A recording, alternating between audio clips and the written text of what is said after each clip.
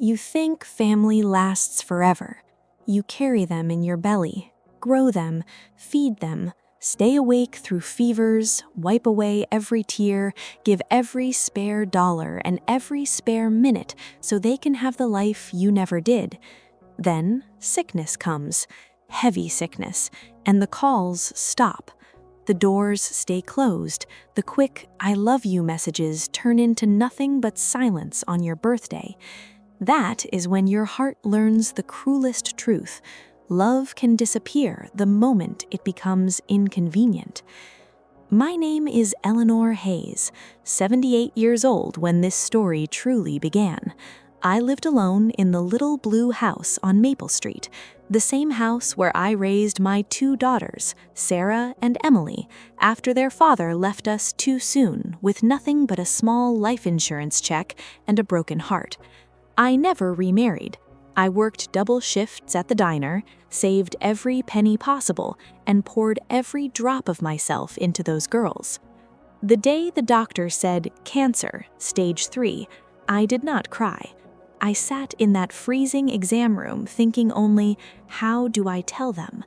I called Sarah first, 39, married, 2 children, big job in the city, always rushing, always important. I told her gently, "Honey, it's serious. Treatment starts soon." She stayed quiet a moment, then said, "Mom, that's terrible. I'm buried in this huge project right now, but I'll come down next month, okay? Love you." The line went dead. Emily was even quicker. 36, single, finance job downtown. Cancer. "Oh, Mom, that sounds bad. Keep me posted on what the doctors say. Gotta jump. Meeting in 5. No offer to drive me, no "when can I see you," just polite worry and gone. I stared at the phone, feeling the slap of it. Weeks became months. Hair fell out in handfuls. Weight dropped so fast my wedding ring slid off one night while I slept. The house grew huge and hollow. I sat by the window every afternoon watching the street, praying for their cars. They never came. Sarah sent one fruit basket. Emily mailed a card with a $20 Starbucks gift card inside. "Thought you might enjoy a latte," it said. I laughed until tears burned my eyes. A latte, while I retched everything inside me into a bucket. One afternoon, my sweet neighbor, Mrs. Patel, found me unconscious on the kitchen floor. She called the ambulance. In the hospital, the nurse asked, "Should I call your daughters?" I shook my head. "They're busy," I whispered, but deep inside, a tiny, stubborn hope still waited. If they knew how close I really was, maybe they would come. They did not.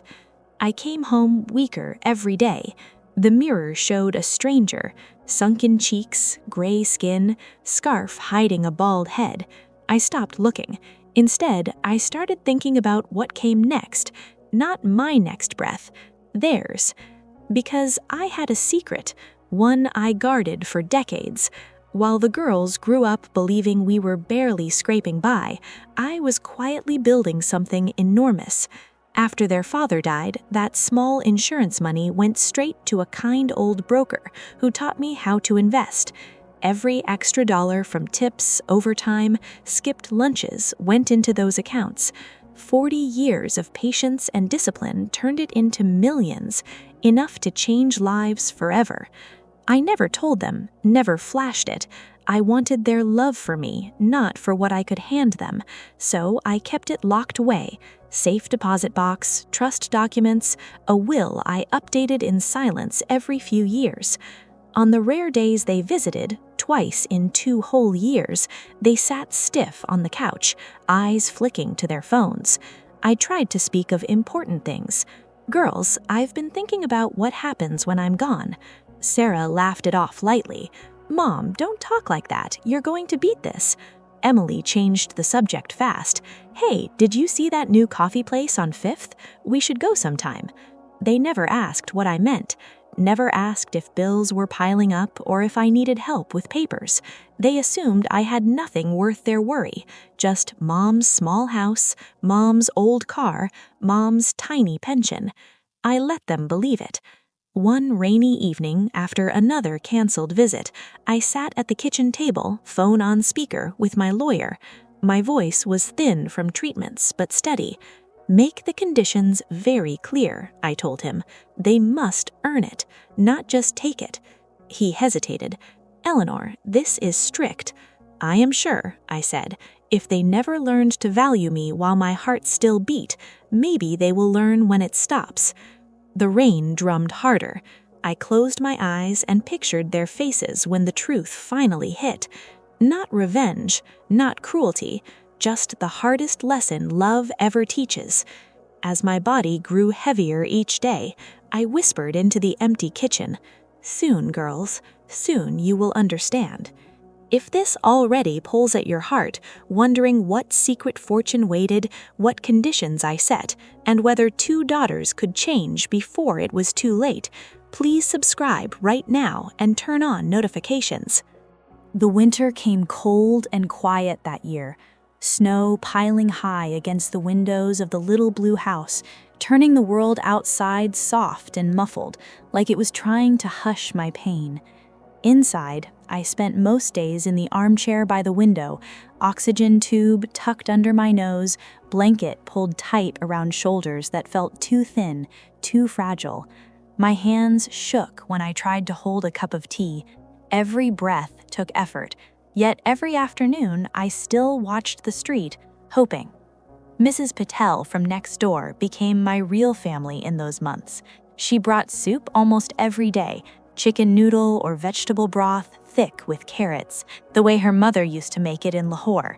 She never once asked why my own daughters never came. She just sat with me, held my hand when the chills came, and talked about her grandchildren, their silly jokes, their school plays. Her kindness wrapped around me warmer than any blanket ever could. Sarah and Emily kept to their same careful script. Phone calls spaced weeks apart, always short, always ending with the same promises they never kept. Sarah would say, "Hey mom, how are you feeling? The kids are non-stop. Soccer practice, work is killing me, but I'll get down there soon, I swear. Love you." Emily's messages were even briefer. "Mom, sorry I missed you earlier. Crazy week. You hanging in there? Need anything? Quick text me." Then, nothing. I stopped begging them to come. It hurt too much to hear the relief in their voices when I said, "I'm okay." Instead, I let the silence grow between us like frost on the windows. One Sunday, just before Christmas, the doorbell rang. My foolish heart leaped, thinking maybe one of them had finally driven through the snow. I pushed myself up, shuffled to the door, smoothed the scarf over my head like it mattered how I looked. It was Mr. Daniels, my lawyer, tall, gray suit, kind eyes, carrying a small tin of cookies his wife baked, and a leather folder that looked too serious for holiday cheer. "Eleanor," he said gently, "we should talk about the will. Make sure it's exactly what you want." We sat at the kitchen table, the same table where I once fed my little girls pancakes on Saturday mornings. He opened the folder and read the words I had asked him to write months earlier. "The house on Maple Street goes to Sarah and Emily, along with the investment accounts, cash holdings, brokerage statements, everything totaling $7,846,000 as of the last valuation." He paused, looked at me over his glasses. "They had no idea, did they?" "None," I whispered. He continued reading slowly, so every condition landed clear and heavy. "The money comes to them only after 3 things are done within 1 year of my passing.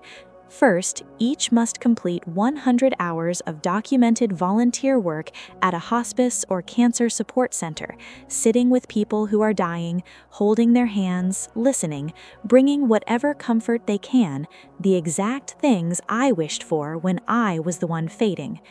Second, each must write me a real, handwritten letter, not email, not text, explaining in their own honest words what they learned about love, about time, about family while I was sick, and what they would do differently if they could turn back those months. Third, for 6 full months after the will is read, neither of them can touch a single dollar from the estate for themselves. No new car, no vacation, no paying off credit cards. They live on what they earn the way I lived for 40 years raising them. If they meet every condition honestly, if you, Mr. Daniels, believe the change is real, the fortune splits evenly between them, forever, theirs. If they fight the will, contest any part, argue, or try to lawyer their way around it, everything, the house, the millions, goes straight to the Maple Street Community Center for elderly care, cancer support, scholarships for single mothers going back to school, programs that help the people I spent my last years thinking about. Mr. Daniels closed the folder, looked at me a long time. Eleanor, this will hurt them deeply. I nodded, feeling the ache in my own chest. Good, I said quietly. Sometimes pain is the only teacher left. He left me with the tin of cookies and the weight of what was coming. I sat alone, watching snow fall thick and steady, covering every track, every path. Christmas came. Sarah sent a photo of her family around a sparkling tree, kids in new pajamas, mountains of wrapped gifts. The card read, "Wish you were here, Mom, next year for sure." Emily sent a gif of snowflakes and a promise to call soon. I did not answer. February brought the worst turn yet. Doctors said hospice at home. Mrs. Patel helped set up the bed in the living room. Neighbors brought casseroles, flowers, prayers, whispered comforts. My daughters each got a call from the nurse saying, "It's serious now." Sarah booked a flight for next week, she said. Emily promised Friday. Neither came. I slipped away on a soft Tuesday morning in March. Sunlight slipped through the curtains. Mrs. Patel held my hand, humming an old lullaby. My last clear thought was of 2 little girls running barefoot through summer grass, shrieking, "Mommy, catch me, catch me!" I was not afraid. I was ready. The funeral was small, just neighbors, a few old diner friends, Mrs. Patel crying harder than anyone else. Sarah and Emily arrived the day before, dressed in black, eyes swollen. They stood by the casket a long time, whispering things I could no longer hear, hugging each other tight, finally sobbing the way I had wished they would when I was still breathing. After the service, they asked Mr. Daniels when the will would be read. "Tomorrow," he said, "my office, 11. They nodded, wiping tears, already imagining a simple split, a little house, some savings, enough to ease their worries. They had no idea the storm waiting inside that folder. The morning light cut through the blinds in Mr. Daniels' office like thin gold knives across the long wooden table. Sarah arrived first, coat folded over her arm, eyes red from crying or sleepless nights, maybe both. Emily came right behind, black dress still creased from the funeral, arms crossed tight like she was holding herself together. They sat across from him, no hello, just heavy breathing and the tick of the wall clock counting down to 11. Mr. Daniels cleared his throat, opened the folder. "Thank you for coming. I know this day hurts more than words can carry. Your mother's will is clear in some places and very firm in others." He slid 2 thick envelopes toward them, one for each. Then he began to read. The family home on Maple Street, valued at $420,000, plus investment accounts, cash, and holdings totaling $7,846,000 as of the final statement. The room froze. Sarah's mouth dropped open. Emily let out a short, sharp laugh that sounded more like pain than joy. "7 million?" Sarah whispered, barely audible. Mr. Daniels nodded. "Yes, your mother invested wisely and patiently for over 40 years. She never spent the principal. It grew in silence." Emily leaned forward, hands gripping the table edge. "So we split it, after taxes, fees, whatever. Half each?" "Not exactly." Mr. Daniels' voice stayed calm, gentle even. "There are 3 conditions. all must be met within 1 year from today.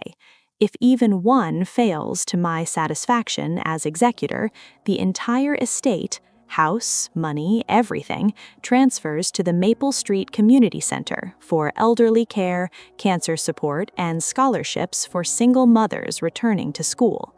Sarah blinked fast. Conditions? What conditions? He read them slowly, each word landing like a stone in still water. First, 100 hours of volunteer service each at a hospice or cancer support center, logged and verified, no shortcuts. You sit with the dying, hold hands, listen, offer comfort, the very things your mother longed for when she was the one fading alone. Second, a handwritten letter to your mother, not typed, not emailed, explaining what you truly learned about love, time, and family during her illness, and what you would change if those months came back. Third, for 6 full months after this reading, neither of you may use any estate funds for personal use, no withdrawals, no loans, no luxuries to ease grief. You live on your salaries, the way she lived raising you.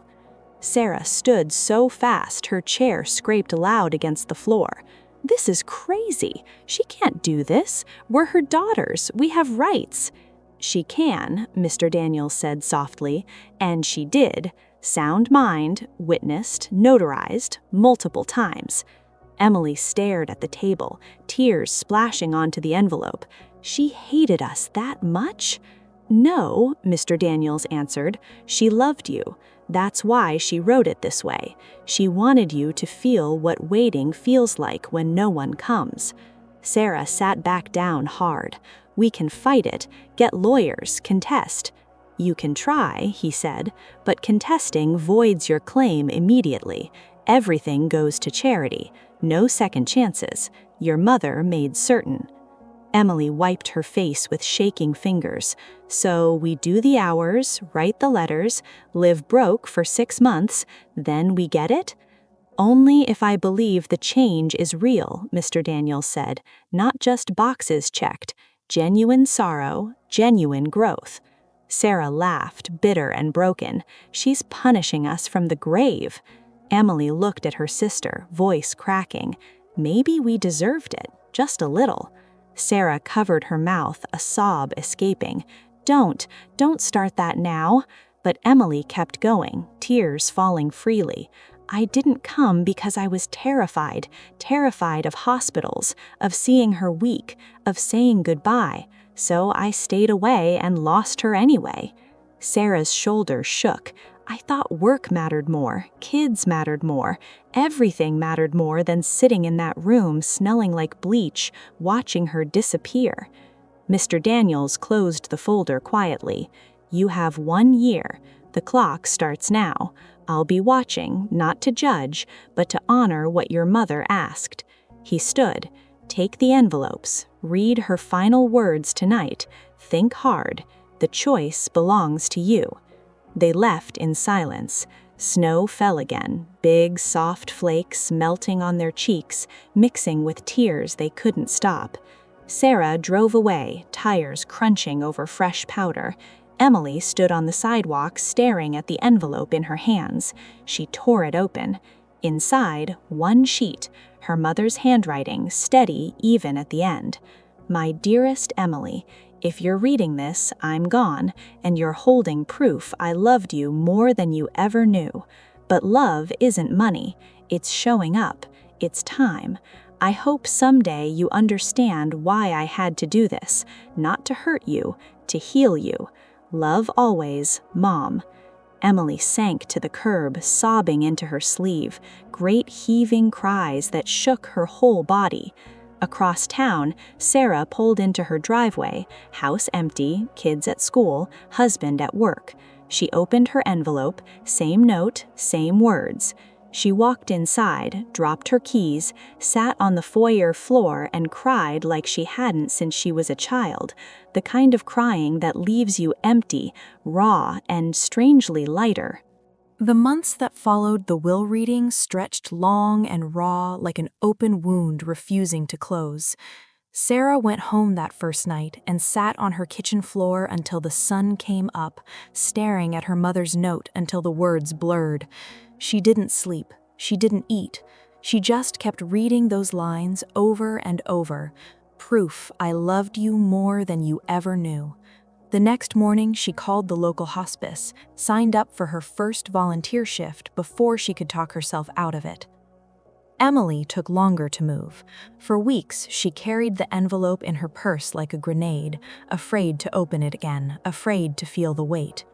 One rainy Thursday, she finally drove to the Cancer Support Center downtown, parked, sat in the car, engine running, wipers slapping back and forth for 20 minutes. Then she walked inside. They put her in the family lounge, handing out water, folding blankets, listening to wives talk about husbands who wouldn't see another Christmas. She didn't speak much at first, she just stayed. When her shift ended at midnight, she sat in her car and cried until her throat hurt, the kind of crying that leaves you hollow, but strangely clean. Sarah's first hospice shift broke her open. She sat beside an old man named Harold, who talked about his daughter in California, who called sometimes. He cried quietly. Sarah held his hand and cried too, tears sliding down her face while she whispered, "It's okay, I'm here." When she got home, Mark found her in the garage, forehead pressed to the steering wheel, shaking. "I didn't know," she told him.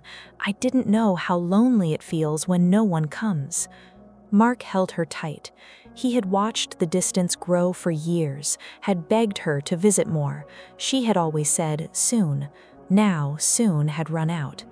They both started writing the letters in pieces. Sarah wrote at night after the kids were asleep, one sentence at a time. "Mom, I was scared of your sickness because it forced me to look at my own. I told myself work was more important, kids were more important. Anything was more important than sitting in that antiseptic room watching you fade. But nothing was more important. I was wrong.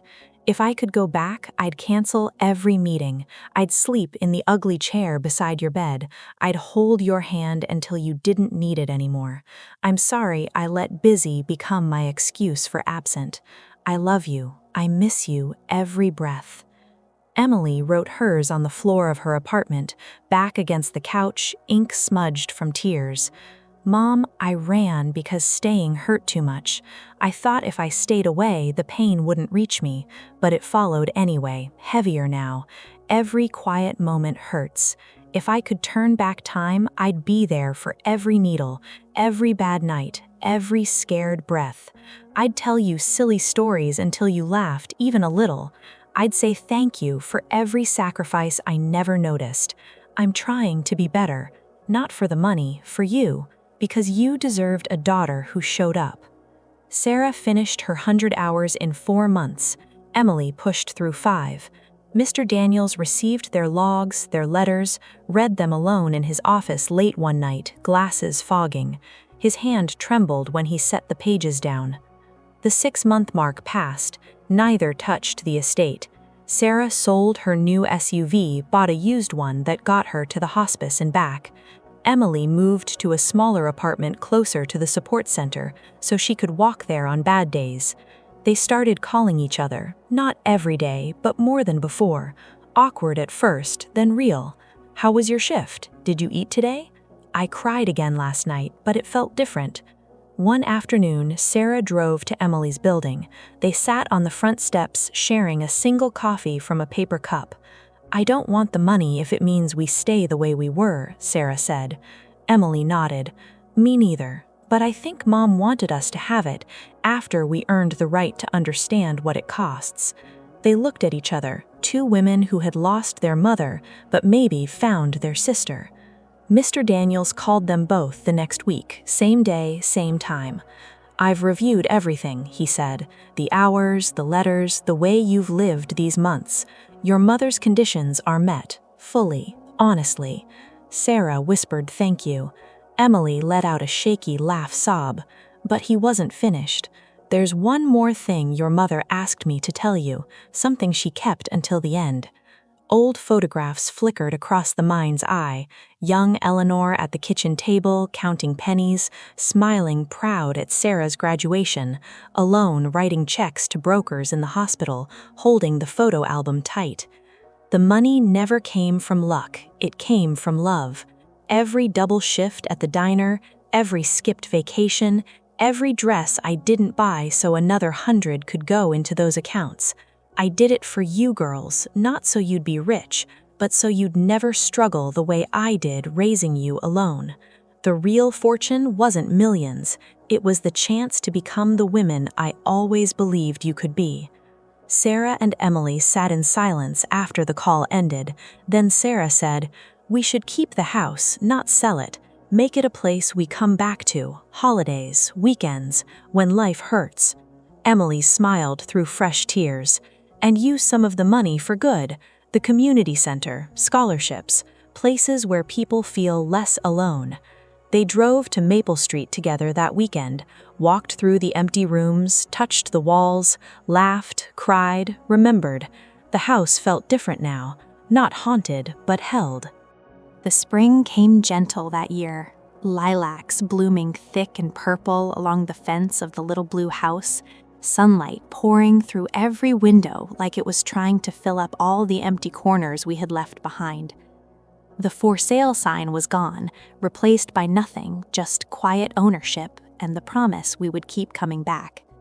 Sarah and Emily walked up the front steps together, arms linked the way they used to when they were small girls, afraid of thunder. Inside, the house smelled faintly of lavender soap and fresh coffee, the way it always had when I was still here. The hospital bed was long gone, the oxygen tanks, the pill bottles, cleared away. In their place, a new throw blanket folded over my old armchair, fresh flowers on the coffee table, a single framed photo of the three of us at the county fair, cotton candy stuck to my cheek, their tiny hands clutching mine. Sarah touched the back of the armchair, fingers lingering. I keep thinking, what if we had come even once sooner? Would it have changed the ending? Emily shook her head slow. Maybe not the ending, but it would have changed us. I think that's what Mom wanted most. Not perfect daughters, just daughters who finally learned. They spent the afternoon opening drawers, finding pieces of me they had almost forgotten. A recipe card for apple pie, tucked inside an old cookbook, my handwriting faded but clear. A photo of me young and laughing at their father in the backyard, grill smoke curling around us. Emily held it up, eyes shining. "Look at us, we were so little, and you look so happy." Sarah smiled through sudden tears. She always was, even when money was tight, even after Dad died. She made sure we never felt poor in love. They found the safe deposit box key taped to the back of my jewelry drawer, stuck to an old birthday card I had written years ago. "To my girls, whatever happens, remember you are enough. Love, Mom." They took it to Mr. Daniels the next day.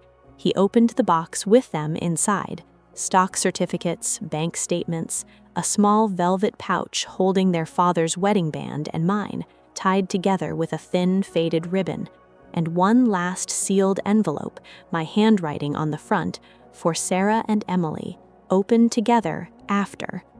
They looked at him. He nodded. "She asked me to wait until the conditions were met, until you were ready."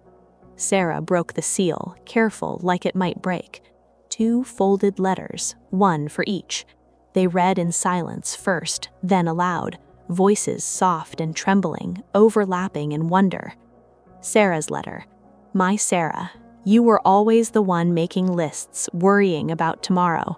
I knew the conditions would hit you hardest, because giving up control scared you most. But look at you now, volunteering, writing from your heart, choosing people over plans. I'm so proud. The money was never the point, it was the mirror. I wanted you to see yourself clearly, not as the busy executive, as the loving daughter I raised. Use your half however you want, but promise me one thing, never let busy win again. Call your sister, call your kids, sit still sometimes. I love you forever, Mom." Emily's letter. "My Emily, You ran because staying hurt too much. I understood that more than you know. I ran from my own pain plenty of times. But you came back. You stayed in those rooms full of grief, held strangers' hands when you couldn't hold mine. That took courage, real courage. Take your half and build something kind with it. Maybe help others who feel alone like I did. Maybe just live slower. But most of all, forgive yourself. I already have. You were always my brave girl. Love you to the moon and back. Mom. They sat there, letters in their laps, crying quietly, the kind of tears that wash away years of guilt, leaving something softer underneath. Mr. Daniels stepped out, gave them space. When he came back, Sarah spoke first. We want to set up a trust, part of the money for the community center Mom loved, cancer families, widows starting over, kids who lose parents too soon. Emily nodded. And the house, we're keeping it, not to live in full-time, but as a place we both come back to, holidays, birthdays, when life gets heavy. Mr. Daniels smiled, the first real one they had seen from him. Your mother would like that very much. Months passed. The house on Maple Street came alive again, not with my footsteps, but with theirs. Sarah brought her kids on weekends. They ran through the backyard sprinkler shrieking the way we used to, their laughter bouncing off the walls. Emily came on quiet evenings, sat on the porch bench, read one of my old books, sometimes brought friends from the support groups, people who needed a safe place to cry. Every year, on the day I left, they came together, placed fresh lilacs on the mantel, lit a candle, talked about me, not with shame anymore, but with gratitude. Thank you for the hard lesson. Thank you for never giving up on us. The fortune stayed there, split fairly, growing quiet the way I had taught it to. But the real inheritance lived in the small things, the way they answered the phone now, the way they drove hours just to sit together, the way they showed up for strangers, the way they had wished they had shown up for me. Sarah and Emily stood under the apple tree one evening, sun setting gold through the branches. Sarah reached up, picked a ripe one, handed it to her sister. Remember when Mom said the best apples are the ones you share? Emily took a bite, juice running down her chin. She was right. They laughed soft and easy, the sound carrying across the yard like music I could still hear. The summer sun hung low and golden over Maple Street, 2 years after everything changed. The little blue house glowing warm like it had finally exhaled after holding its breath so long. The porch swing hung new and steady from fresh chains. 2 rocking chairs side by side, each draped with one of my old quilts, the ones I pieced together on quiet nights when the girls were asleep. A small wooden sign now hung above the door, simple black letters on white. Eleanor's Place. Open hearts welcome. Inside, the kitchen smelled of cinnamon and fresh coffee, pancakes sizzling on the griddle. Sarah stood at the stove flipping them golden, while her daughter Lily, now taller with braces and that same stubborn smile I used to see in the mirror, set the table with mismatched plates, the way I always did. Mark leaned against the island, reading news headlines aloud to no one in particular, trying to make everyone laugh. Emily pushed through the back door, cheeks pink from the heat, carrying a basket heavy with apples picked from the old tree out back, branches still bending under the weight. Lily looked up, grinning. "Aunt Em, you're late. Mom said the pancakes would be cold." Emily laughed, ruffling Lily's hair. "Blame the apples. They were begging to be picked. Your grandma's tree still grows the sweetest ones."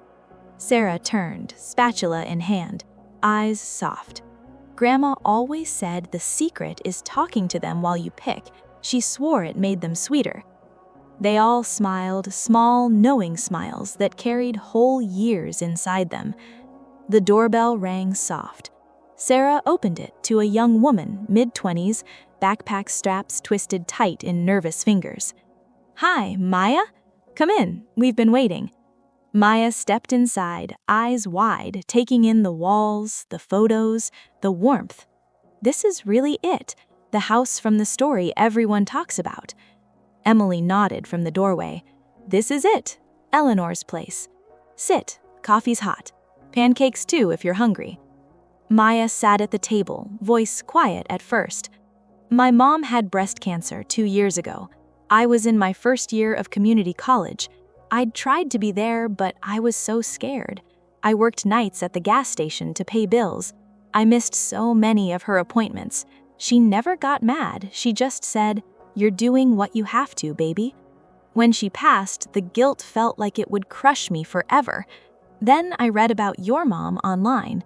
The conditions, the letters, the way you changed. It made me feel less alone." Sarah sat across from her, voice gentle. "We know that guilt. It sits heavy in your chest like a stone that won't move. But it gets smaller when you talk about it, when you do one kind thing because of it." Emily added, soft, "That's why we keep this house. Not just for us, for conversations like this. Mom taught us sometimes the best way to heal your own hurt is to sit with someone else's." Maya wiped her eyes quick. "I want to be a hospice nurse, help people feel less afraid at the end. Maybe that's my way of saying sorry to her?" Lily slid a plate of pancakes in front of Maya. "Grandma would like that. She always said the best apologies aren't words, they're actions." The morning stretched into afternoon. More people arrived. Another scholarship mom with her little boy, an older man from Emily's grief circle. They filled the living room, shared stories, ate too many pancakes, laughed until their sides ached. The house rang with voices, different accents, different pains, same hope. Later, when the last guests left, Sarah and Emily walked out to the backyard under the apple tree. They sat on the old wooden bench their father built so long ago. Sunlight filtered through leaves, dappling their faces. Sarah spoke first, quiet. "Do you ever wonder if she planned all this? Not just the money, but the way it would keep spreading outward?" Emily looked up through the branches. "I think she hoped. That's all any mother can do. Hope her kids figure it out before it's too late." Sarah reached over, squeezed her sister's hand. "We figured it out. A little late, but we did." They sat in easy silence as the sun dipped lower, a breeze rustling leaves, sending a few apples thumping soft to the ground. Emily smiled. "She's still here, in every story we tell, in every person who walks through that door feeling broken and leaves feeling seen." Sarah nodded. "And in us, every time we show up." The light faded slow, the house lights coming on, one by one, warm glow spilling onto the porch. The swing rocked empty, but the quilts waited patient for tomorrow's visitors. A single candle burned steady in the window, like a heartbeat that refused to stop. The autumn leaves swirled in slow, golden spirals across Maple Street 3 years after the will reading, turning the little blue house into something painted by memory and mercy. The porch glowed with string lights, now soft white ones, wrapped around the railings, the swing still swaying empty but patient, the rocking chairs waiting with fresh quilts folded neat. The sign above the door read the same, Eleanor's Place, open hearts, welcome. But the words felt deeper now, carved not just in wood, but in every person who had walked through that door and left a little lighter. Inside, the kitchen hummed with life, cinnamon rolls rising on the counter, coffee brewing strong the way I always made it. Sarah stood at the island rolling dough, while her son, now almost as tall as his dad, helped cut shapes with cookie cutters, giggling when the dough stuck to his fingers. Emily knelt by the oven, checking the timer, her hair pulled back loose, strands catching the light. Mark leaned in the doorway, watching them all with that quiet smile he saved for moments like this. Lily burst through the back door, cheeks flushed from raking leaves. "Aunt Em, Dad says the pile is big enough to jump in now. Can we?" Emily laughed, wiping flour from her hands. "Only if you promise not to bury your brother again." The doorbell chimed soft. Sarah opened it to a familiar face, an older woman with kind eyes, carrying a small tin of homemade fudge. Mrs. Patel stepped inside, hugged Sarah tight, then Emily, then the kids. She had become part of every Sunday dinner, every holiday, every quiet evening when someone needed to talk. They all gathered around the big table, plates piled high with rolls, fudge, coffee, laughter spilling over like the warmth from the oven. After the dishes were cleared, they moved to the living room, the same room where my bed once stood, now filled with cushions and soft lamps, and people who came because they needed to be seen. A young man named Raj sat on the couch tonight, one of the scholarship kids studying engineering because his single mother could never have afforded it otherwise. He spoke quiet at first, voice cracking. My dad passed last year, cancer. I was angry at the world, at God, at everyone who didn't help. I almost dropped out. Then I heard about this place, about your mom, about how she made sure people like me could keep going. Coming here, talking to you, it's like she's still reaching out. Sarah reached over, squeezed his hand. She would have loved meeting you. She always said the best way to honor someone gone is to lift someone still here. Emily added soft, guilt doesn't disappear, but it changes. It becomes fuel. Use it to build something good. That's what we're trying to do. The room filled with more stories, more tears, more laughter, the kind that comes after the hard part. Someone played my old piano, slow, amazing grace, notes floating through the house like they belonged there. Voices joined in, soft, cracked, perfect in their imperfection. The kids sat on the floor, wide-eyed, listening the way children do when they feel something bigger than themselves. Later, when the house grew quiet again, Sarah and Emily walked out to the backyard under the apple tree, branches bare now but strong against the coming winter. They sat on the old bench their father built so many years ago, moonlight spilling silver over everything. Sarah spoke first, voice barely above a whisper. Do you think she sees this? All of it? The trust, the scholarships, the Sunday dinners, the way strangers walk in broken and walk out held? Emily looked up at the stars. I know she does. I feel her in every hug, every story, every time someone says thank you for listening. She didn't leave us money, she left us purpose. Sarah leaned her head on Emily's shoulder. We're not the same girls who sat in that lawyer's office crying over conditions. We're better because of her.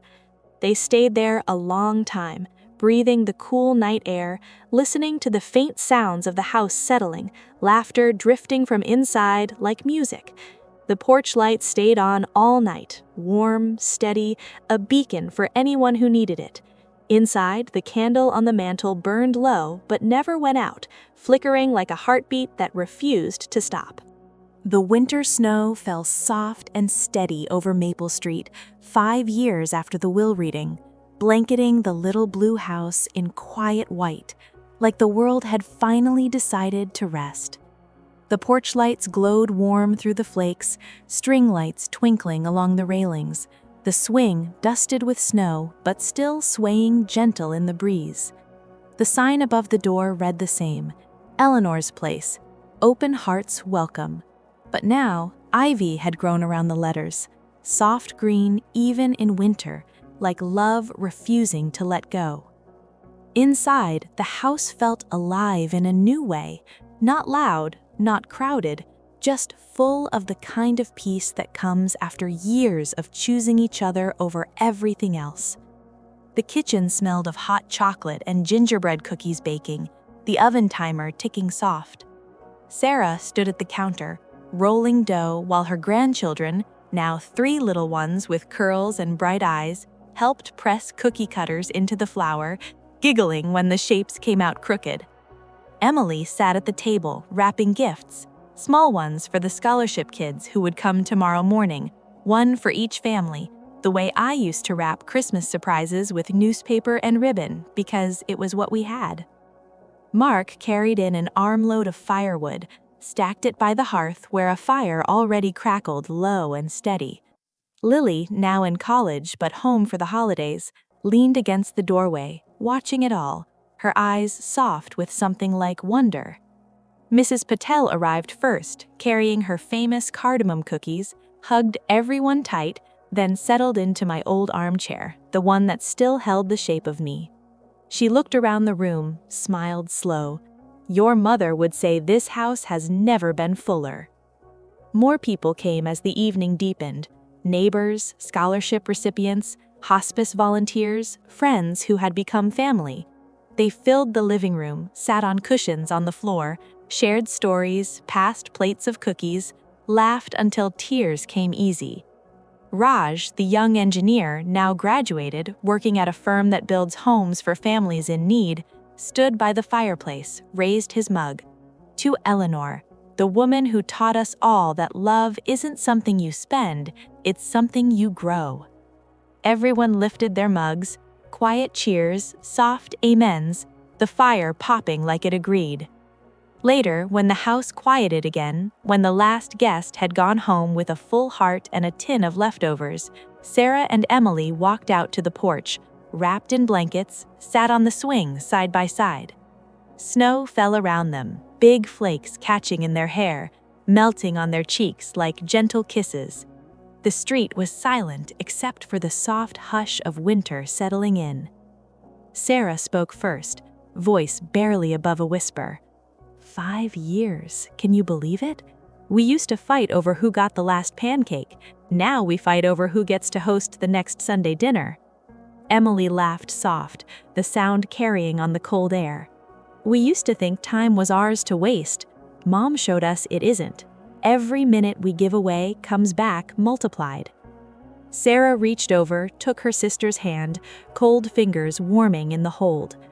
I still miss her every day, but the missing doesn't hurt the same anymore.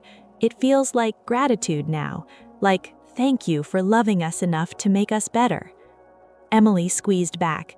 She didn't leave us money, she left us each other, and this house, and all the people who walk through that door feeling like they don't belong and leave knowing they do. They sat there a long time, watching snow drift covering the yard, the apple tree, the path to the street.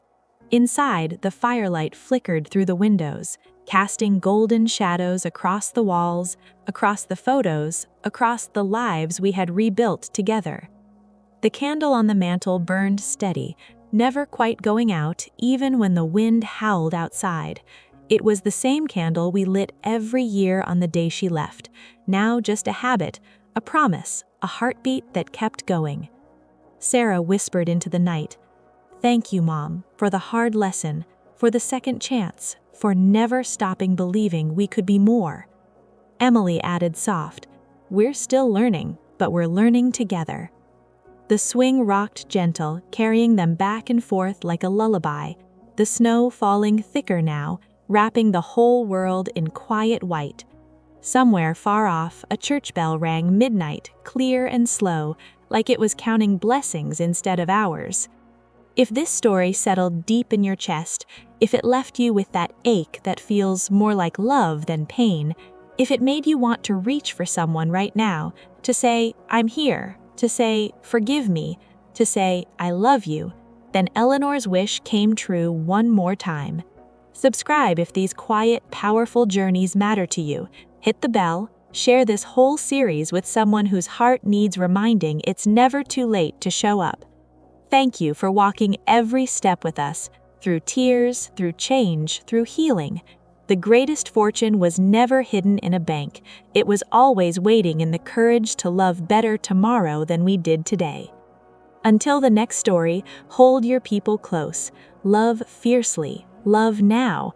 Love like Eleanor taught us. Like there's no guarantee of another winter, another spring, another chance. Because sometimes there isn't. But when we choose each other, there always is.